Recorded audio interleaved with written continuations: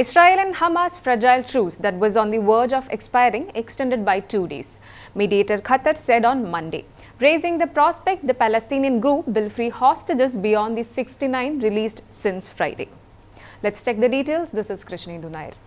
Israel and Hamas agreed on Monday to a 2-day extension of their ceasefire in Gaza to allow for the release of more Israeli hostages as part of a fragile agreement that has brought respite from 7 weeks of war, according to Egyptian, Qatari and Hamas negotiators.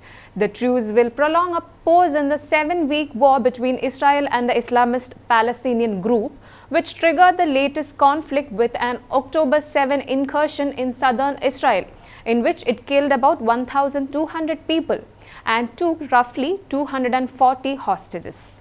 After weeks of national trauma over the roughly 240 people abducted by Hamas and other militants, scenes of the women and children reuniting with families have rallied Israelis behind calls to return those who remain in captivity.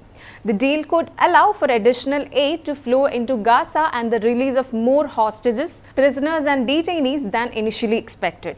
11 Israeli women and children freed by Hamas entered Israel Monday night in the fourth swap under the original 4-day truce, which began Friday and was due to run out.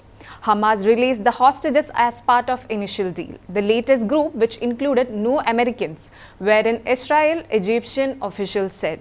The 11 included 6 citizens of Argentina, 3 French citizens and 2 German citizens, according to Qatari officials. The Israeli military said 11 Israeli hostages, the latest to be freed under the terms of the original truce that was due to end on Monday, had arrived in Israel.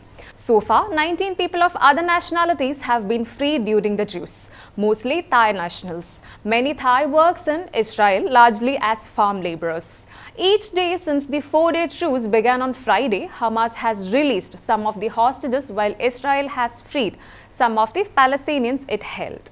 Israel previously said it would extend the truce by 1 day for every 10 more hostages released, providing some respite to Palestinians in the Mediterranean seaside strip from the war, which has killed thousands and laid waste to the enclave. US President Joe Biden thanked Israeli Prime Minister Benjamin Netanyahu as well as Qatar and Egypt, who have facilitated indirect talks between the two sides for a pact that would free more hostages and allow aid into Gaza.